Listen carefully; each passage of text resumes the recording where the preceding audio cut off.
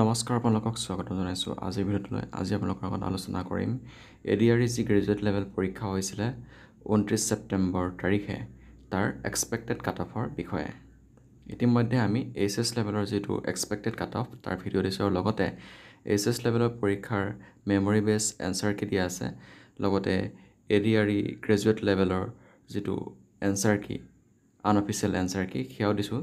লগতে grade 3 driver পষ্টৰ যি exam হৈছিলে তাৰো এনচাৰ কি আমাৰ চেনেলত দিয়া হৈছে। আৰু ইয়াৰ উপৰিও বিভিন্ন ধৰণৰ ADRE পৰীক্ষা সম্বন্ধীয় প্ৰিপেৰেশ্যনৰ ভিডিঅ'সমূহ দি থকা হৈছে। আমাৰ চেনেলত অতি কম সময়ৰ ভিতৰত জেনেৰেল নলেজৰ বিষয়সমূহ আলোচনা কৰা হৈছে, সেইবাবে আপোনালোকে তাৰ পৰা চায়ো আগন্তুক হ'বলগীয়া 4th গ্ৰেডৰ পৰীক্ষাৰ লগতে অসমৰ যিকোনো গভৰ্ণমেণ্ট জবৰ বাবে প্ৰিপেৰেশ্যন কৰিব পাৰে। আহকচোন আজিৰ ভিডিঅ'টোৰ মূল কথাখিনিলৈ আগবাঢ়োঁ। আজিৰ ভিডিঅ'টোত আমি গ্ৰেজুৱেট লেভেলৰ যিটো এক্সপেক্টেড কাট অফ সেই কাট অফৰ বিষয়ে এটা ধাৰণা দিব চেষ্টা কৰিম। ইতিমধ্যে হৈ যোৱা পৰীক্ষাটোৰ বিষয়ে আমি বিভিন্ন ধৰণৰ কেণ্ডিডেটৰ লগত আলোচনা কৰি লগতে যোৱাবাৰ হৈ যোৱা পৰীক্ষাৰ কাট অফসমূহ চাই লগতে পষ্টসমূহ চাই আমি এটা সাম্ভাব্য কাট অফ আপোনালোকৰ বাবে লৈ আহিছোঁ। এইবাৰ ADRE যি পৰীক্ষা তাৰ কাট অফ যথেষ্ট কম যোৱাৰ সম্ভাৱনা আছে, কিয়নো ইতিমধ্যে যিটো পৰীক্ষা হৈ গৈছে সেই পৰীক্ষাটোত যি পেটাৰ্ণ সেয়া যথেষ্টখিনি সাল সলনি হৈছে। সঁচাকৈ এইবাৰ ADRE পৰীক্ষাটোত এটা বেলেগ ধৰণৰ এক্সপিৰিয়েঞ্চ পাইছে কেণ্ডিডেটসকলে। ইয়াত জেনেৰেল নলেজৰ মাজত মেথছ সোমাই দিছে আৰু মেথছৰ পিছতেই ইংলিছ সোমাই দিছে। গোটেইখিনি মিক্স আপ কৰি ষ্টুডেণ্টখিনিক বা কেণ্ডিডেটখিনিক যথেষ্ট কনফিউজ কৰি দিছে আৰু ইয়াৰ ফলত কেণ্ডিডেটসকলে যথেষ্টখিনি কুৱেশ্যন এনচাৰ এটেম্প কৰিব পৰা নাই। তেওঁলোকে যথেষ্টখিনি অসুবিধাত পৰিছিলে আৰু ইও এটা কাট অফ কমাৰ এটা গুৰুত্বপূৰ্ণ কাৰণ। আৰু ইয়াৰ পিছতে নেগেটিভ মাৰ্ক থকাটো এটা অতি গুৰুত্বপূৰ্ণ কাৰণ কাট অফ কমাৰ। তুলনামূলকভাৱে যোৱাবাৰতকৈ কাট অফ কমাৰ এটা অতি গুৰুত্বপূৰ্ণ কাৰণ নেগেটিভ মাৰ্ক থকা।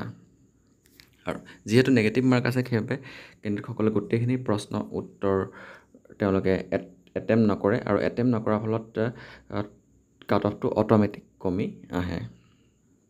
ইয়াৰ পিছতে দ্বিতীয় কাৰণটো হৈছে ইতিমধ্যে যথেষ্টখিনি প্ৰাৰ্থীয়ে যোৱা বিগত এক বছৰত চাকৰি পাবলৈ সক্ষম হৈছে। তাৰ ফলতো কিছু পৰিমাণে কেণ্ডিডেট কমি গৈছে, সেইকাৰণে কাট অফ কমিব পাৰে। লগতে এইবাৰ যি এক্সাম যোৱা বছৰৰ নিচিনা নাছিলে, এইবাৰ এক্সাম যিটো মানদণ্ড প্ৰশ্নকাকতৰ যিখন মানদণ্ড সেইটো যথেষ্ট উন্নত আছিলে, যথেষ্ট ওপৰৰ লেভেলৰ আছিলে।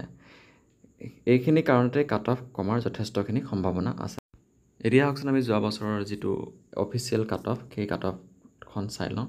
যোৱা বছৰ অফিচিয়েল কাট অফ জেনেৰেলৰ ক্ষেত্ৰত গৈছিলে 126, মেনৰ ক্ষেত্ৰত গৈছিলে EWSৰ ক্ষেত্ৰত গৈছিলে 112, কিন্তু এইবাৰ EWS কেটেগৰীটো উঠাই দিছে আৰু ইয়াৰ সলনি ট্ৰি টাইপ কেটেগৰীটো আনিছে। আৰু OBCৰ ক্ষেত্ৰত গৈছিলে 113, SCৰ ক্ষেত্ৰত গৈছিলে 108, ST প্লেনৰ ক্ষেত্ৰত গৈছিলে 105 আৰু ST হিলৰ ক্ষেত্ৰত গৈছিলে 87 আৰু ফিজিকেল হেণ্ডিকেপৰ ক্ষেত্ৰত গৈছিলে 77 আৰু এক্স ছাৰ্ভিচমেনৰ ক্ষেত্ৰত গৈছিলে 70।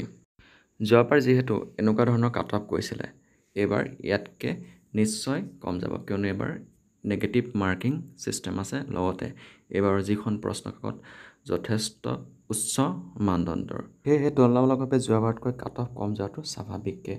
এইবাৰ জেনেৰেলৰ ক্ষেত্ৰত 110 পৰ্যন্ত অহাৰ যথেষ্টখিনি সম্ভাৱনা আছে আৰু OBCৰ ক্ষেত্ৰত 100 পৰ্যন্ত কাট অফ যোৱাৰ যথেষ্টখিনি সম্ভাৱনা আছে আৰু SCৰ ক্ষেত্ৰত 90 পৰ্যন্ত অহাৰ যথেষ্টখিনি সম্ভাৱনা আছে আৰু ST প্লেনৰ ক্ষেত্ৰত 80 পৰ্যন্ত কাট অফ নমাৰ যথেষ্টখিনি সম্ভাৱনা আছে আৰু ST হিলৰ ক্ষেত্ৰত 70 পৰ্যন্ত কাট অফ অহাৰ সম্ভাৱনা নথকা নহয়। অভাৰঅল চাবলৈ গ'লে 65ৰ পৰা 110ৰ ভিতৰত কাট অফটো থাকিব। হায়েষ্ট জেনেৰেলৰ ক্ষেত্ৰত 110 কাট অফ যাব আৰু ফিজিকেল হেণ্ডিকেপ বা ST হিলৰ ক্ষেত্ৰত বা ট্ৰি টাইপৰ ক্ষেত্ৰত 65 পৰ্যন্ত কাট অফ থাকিব।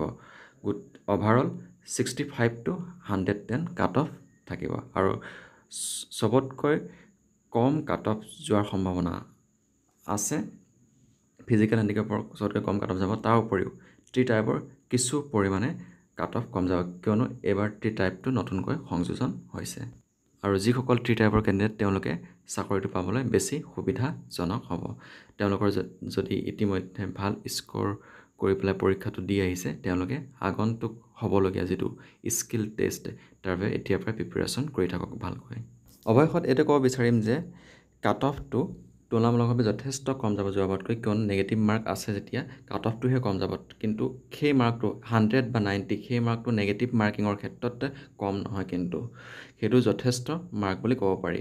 কাৰণ নেগেটিভ মাৰ্ক হোৱাৰ লগে লগে এটা যদি ভুল হয় 4/1 নম্বৰ কাট খাব। সেইকাৰণে কেণ্ডিডেটসকলে গোটেইখিনি এটেম্প নকৰে, সেয়েহে 100 বা 90 সেইটো যথেষ্ট বেছি মাৰ্ক বুলি ক'ব পাৰি। আপোনালোকে কমেণ্ট যোগে জনাব আপোনালোকে কিমান স্ক'ৰ কৰিবলৈ সক্ষম হৈছে আনঅফিচিয়েল এনচাৰ কি চেক কৰাৰ পিছত। আমাৰ চেনেলতো এনচাৰ কিসমূহ দিয়া আছে, তাৰ পৰা আপোনালোকে চেক কৰিব পাৰিব।